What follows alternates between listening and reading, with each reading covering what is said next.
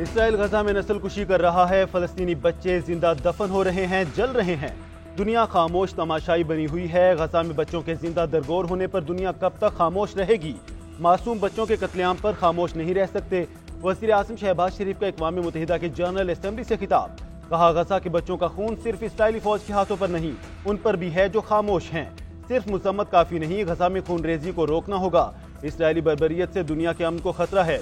अक़वाम मुत्तहिदा फलस्तीन को अपना रुकन तस्लीम करे। मसला फलस्तीन का हल तो रियासती फार्मूले में है। फलस्तीनी रियासत कायम की जाए जिसका दारुल हुकूमत बैतुल मक़दस हो।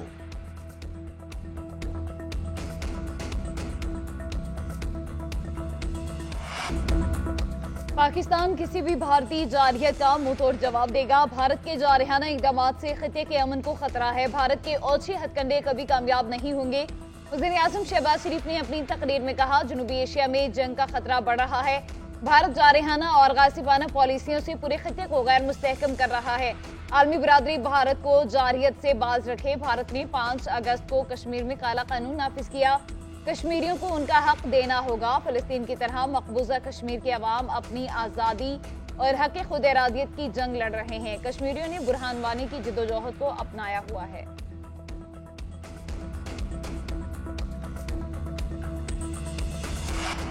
Lieutenant general Mohammad Ali secretary दिफा तयनात। वज़ीर आज़म की मंजूरी के बाद काबीना डिवीजन का नोटिफिकेशन जारी। लेफ्टिनेंट जनरल मोहम्मद अली की तकर्री 2 साल 3 माह के लिए की गई। 1 अक्टूबर को जिम्मेदारियां संभालेंगे।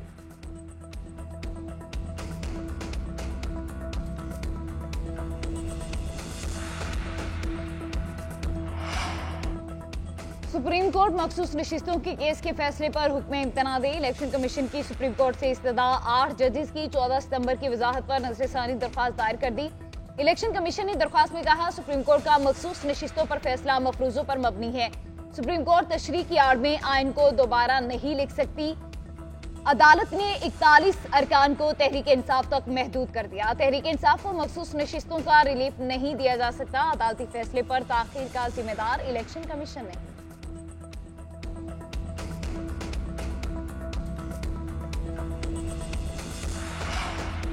सुप्रीम कोर्ट हमारे पार्टी अरकान की नोटिफिकेशन जारी कराए। सुप्रीम कोर्ट से दरख्वास्त है कि पार्लियामान और जमहूरियत के लिए अहम वक्त है।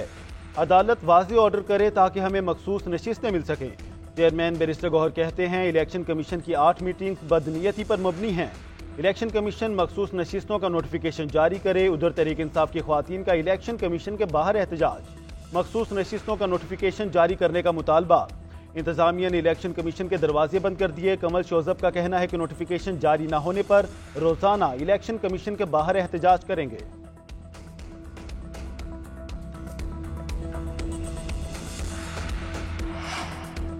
आर्टिकल 63 नजरसानी अपीलों की समाअत 30 सितंबर तक मुकर्रर। सुप्रीम कोर्ट ने कॉज लिस्ट जारी कर दी है। चीफ जस्टिस पाकिस्तान काजी फैजिसा की सरबराही में 5 रुकनी लार्जर बेंच समाअत करेगा।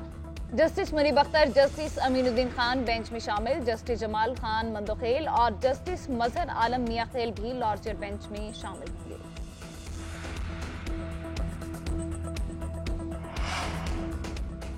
पीपल्स पार्टी के वफ्द की मौलाना फजलुर रहमान से मुलाकात। सियासी सूरत हाल पर मुशावरत। आईनी तरामीम के बारे में भी तबादला ख्याल। पीपल्स पार्टी के वफ्द में नैयर बुखारी, शहरी रहमान, नवीद कमर, मुर्तजा वहाब शामिल।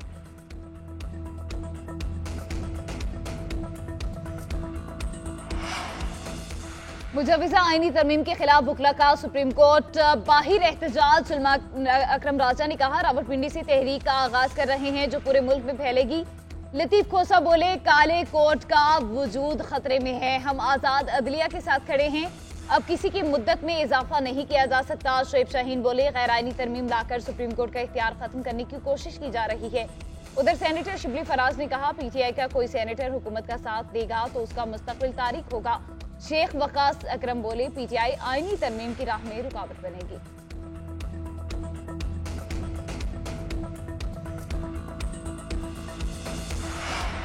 आईनी तरामीम पर हुकूमत ने इत्तेहादियों को एतमाद में नहीं लिया। हमें कानून साजी करनी है तो इसे इतना मख्फी कैसे रखा जा सकता है। मौलाना अब्दुल गफूर हैदरी ने कहा कि अगर हुकूमत संजीदा नहीं या मामलात को संजीदा नहीं लेती तो मामलात कैसे चलेंगे। हमें कायल करने में मायूसी के बाद इन्होंने वो सिलसिला ही रोक दिया। शायद पीपल्स पार्टी हुकूमत से मिलकर कोई दरमियानी रास्ता निकालना चाहती है। आईनी अदालत के लिए फैसला तब होगा जब हमें ड्राफ्ट मिलेगा। हम इस पर गौर करेंगे और राय देंगे। गवर्नर जैसे ओहदों के लिए अपना मौकिफ नहीं छोड़ सकते।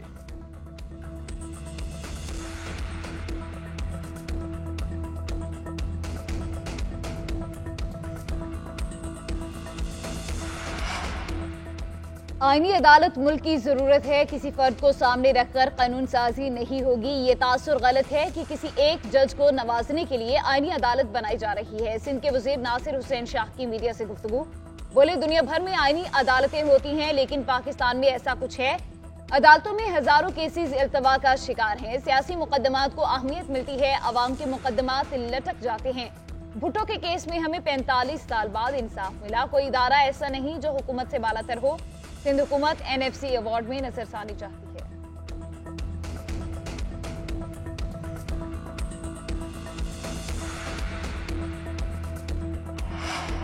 तहरीक इंसाफ की आज रावलपिंडी के लियाकत बाग में एहतजाज की कॉल। PTI ने हिकमत अमली बना ली। वज़ीर आला खैबर पख्तूनख्वा अली अमीन गंडापुर एहतजाज की क़यादत करेंगे। इस्लामाबाद से PTI क़यादत काफिलों की सूरत में लियाकत बाग जाएगी। कारकुनों को 2 बजे लियाकत बाग पहुंचने की हिदायत। रावलपिंडी, इस्लामाबाद, शुमाली पंजाब और KP से काफिले रावलपिंडी आएंगे। मकामी क़यादत को रास्तों की बंदिश की सूरत में मुतबादिल रास्तों का प्लान बनाने की हिदायत।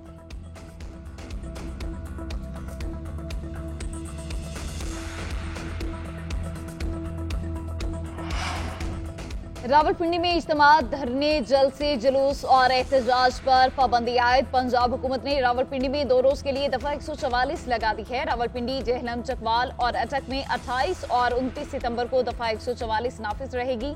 नोटिफिकेशन के मुताबिक शरपसंद अनासिर एहतजाज की आड़ में रियासत मुखालिफ सरगर्मियां सर अंजाम दे सकते हैं। अवाम की जानो माल के तहफ़्फ़ुज़ और अमन की सूरत हाल को खराब होने से रोका जाए। असलहे की नुमाइश पर भी मुकम्मल तौर पर पाबंदी आयद रहेगी। इंतजामिया ने लियाकत बाग को ताले लगा दिए। रावलपिंडी में मेट्रो बस सर्विस बंद रहेगी। पाकिस्तान को IMF से कर्ज की पहली किस्त मिल गई। स्टेट बैंक ऑफ पाकिस्तान ने कर्ज मिलने की तस्दीक कर दी। IMF की जानिब से 1 अरब 2 करोड़ 69 लाख डॉलर मौसूल हुए। स्टेट बैंक का कहना है IMF से मौसूल हुई किस्त 3 अक्टूबर के ज़ेर मुबादला ज़खायर में शामिल होगी। IMF ने गुज़श्ता रोज पाकिस्तान के लिए 7 अरब डॉलर के कर्ज प्रोग्राम की हतमी मंजूरी दी थी।